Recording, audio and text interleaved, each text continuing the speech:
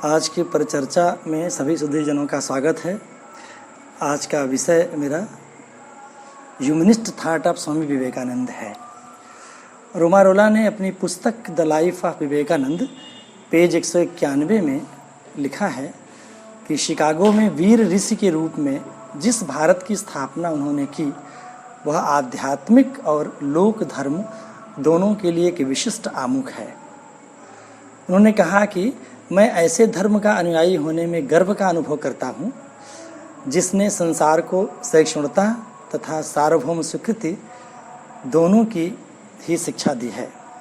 एक सन्यासी दार्शनिक के नाते स्वामी विवेकानंद का मुख्य सरोकार परम सत्य और परम ब्रह्म से था। उन्होंने ब्रह्म की परिभाषा सच्चिदानंद के रूप में दी, अर्थात वह परम सत्य चेतन और आनंदमय है। स्वामी जी ने आध्यात्मिक साधना की इस विधि का खंडन किया कि संसार से विमुख होकर एकांत वन, पर्वत, शिखर या कंदरा में समाधि लगाकर परमेश्वर का ध्यान किया जाए। उनका मानना था कि यदि तुम ईश्वर की सेवा करना चाहते हो तो मनुष्य की सेवा करो, उस मनुष्य की जिसे तुम्हारी सेवा और सहायता की प्रबल आवश्यकता है। दीन, दुखी, असहाय और पीड़ित मानवता की सेवा ही ईश्वर की सच्ची सेवा है। इस संदर्भ में स्वामी जी ने दरिद्र नारायण की संकल्पना प्रस्तुत की है। जब हम दरिद्र को नारायण मानकर उसकी सेवा और सहायता करेंगे तभी हमारी आत्मा इतनी पावन हो सकेगी कि उसे ईश्वर का साक्षात्कार हो जाएगा। इस तरह स्वामी जी ने मानववाद के आध्यात्मिक आधार का प्रतिपादन किया।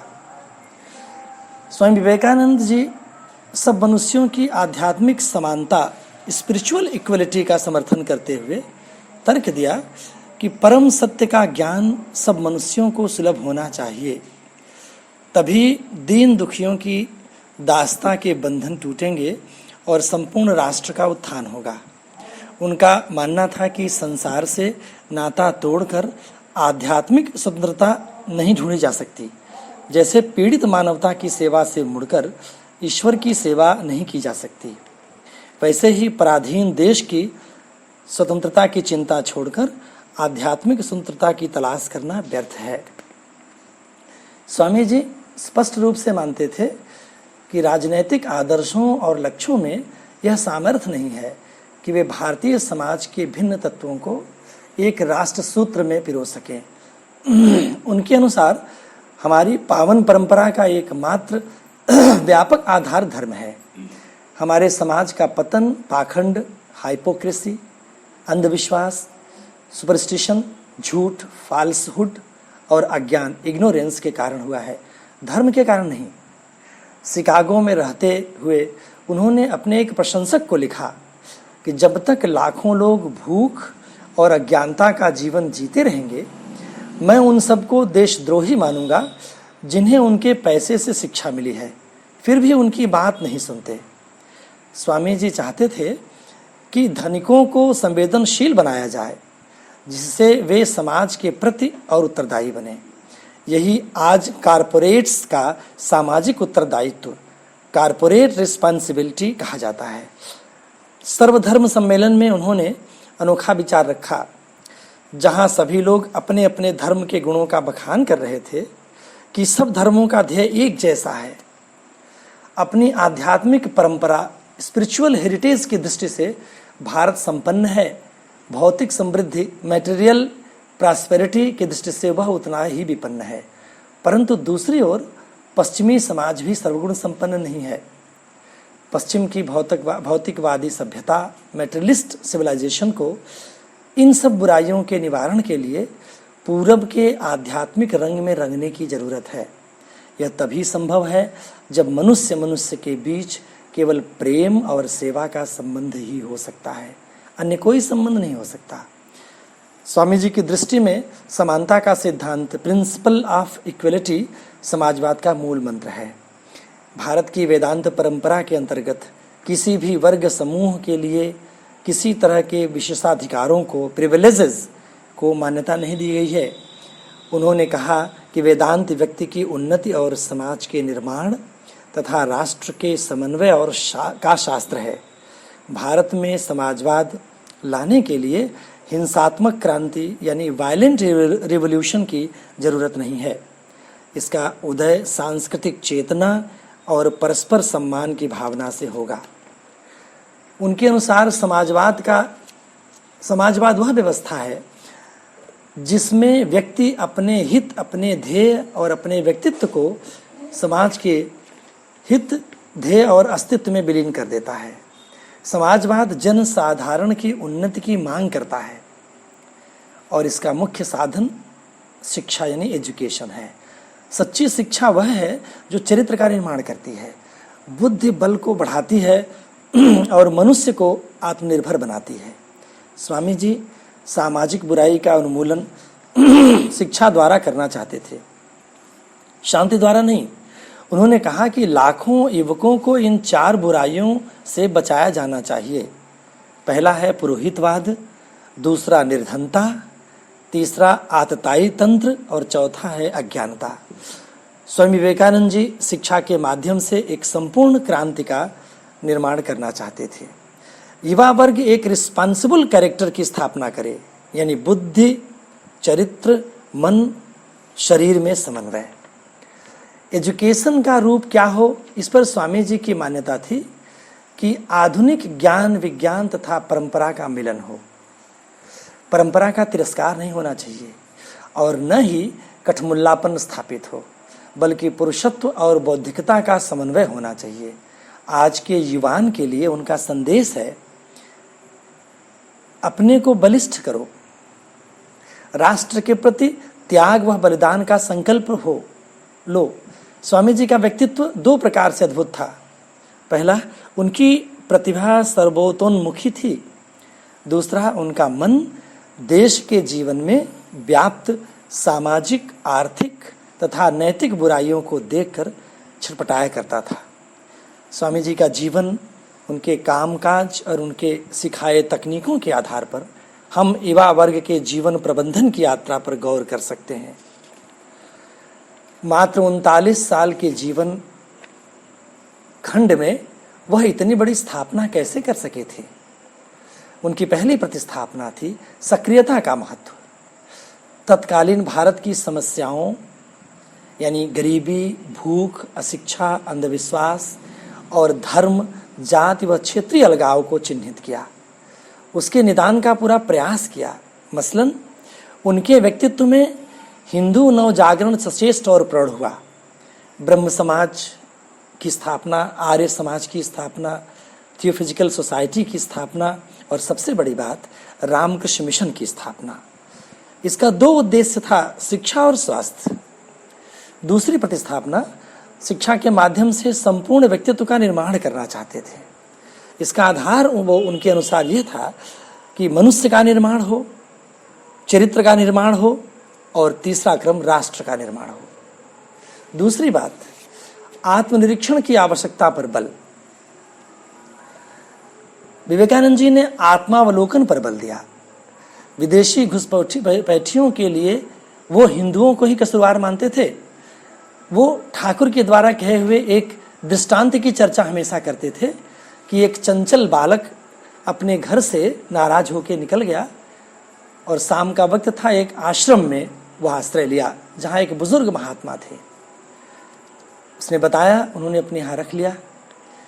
दूसरे दिन से उसकी दिनचर्या महात्मा के साथ जुड़ी और 2-3 दिन बीता। उसने जिद किया कि मुझे दीक्षा दे दीजिए। महात्मा जी ने कहा कि बड़ी मुश्किल है, इतना चंचल है और इसको दीक्षा दे दें, कैसे व्यवस्था चलेगी। लेकिन उसके सानिध्य में रहने से उनके मन में एक राग उसके प्रति पैदा हो गया था और उन्होंने उसको दीक्षा दी। दीक्षा देने के बाद वो आश्रम की जिम्मेदारी देखने लगा। महात्मा जी के पास एक चांदी की छड़ी थी। वो सुबह स्नान और पूजा पाठ करके आश्रम में बैठते थे और जो भी भक्त उनके आते थे, उस चांदी की छड़ी में वह उन भक्तों का असेसमेंट करते थे, देखते थे कि कितनी प्रगति है उनके अंदर आध्यात्मिक या कितनी प्रगति बाकी है। उस बालक के मन में एक दिन बड़ी उत्सुकता हुई। उसने कहा कि यह छड़ी मुझे दे दीजिए और जिद करके उस छड़ी को ले लिया। दूसरे दिन से सुबह वह आश्रम के मुख्य द्वार पर बैठता था और जितने भी लोग आते थे उनके भक्त, सबकी तरफ चांदी की छड़ी करके, और वो देखता था कि इनके अंदर कितनी कमी है, कितनी परिपक्वता है, और बहुत प्रतिक्रिया के रूप में वो व्यक्त करता था। लोग घबरा करके आश्रम में आना जाना बंद कर दिए। जब महात्मा जी को पता चला तो बहुत दुखी हुए, और एक दिन कोई नहीं आया पूरे दिन। रात में जब वो सोने गया, उस बालक के मन में आया कि मैं देखूं कि हमारे गुरुदेव जो महात्मा जी हैं, उनके अंदर कितना राग है संसार के प्रति, कितनी माया मोह और ममता बची हुई है। जब उसने छड़ी उनकी तरफ किया तो देखा कि आंशिक रूप से वह संसार के उन सारे चीज़ों से लिप्त हैं। सुबह उठा और स्नान ध्यान करके, पूजा पाठ करके, और अपनी गठरी बांधी। महात्मा जी ने पूछा कि क्या बात है, तो कहा कि हम आपके साथ नहीं रह सकते। महात्मा जी ने कहा क्यों? उसने कहा कि आपके अंदर भी वो सारे विकार हैं, आंशिक रूप से ही सही, जो सांसारिक व्यक्ति के अंदर होते हैं। तो महात्मा जी ने कहा कि ठीक है, तुम जा सकते हो, लेकिन मेरी इच्छा है, मुझे गुरुदक्षिणा में क्या दोगे? उसने कहा बताइए। तो उन्होंने कहा कि यह छड़ी जरा अपनी तरफ करके देखो।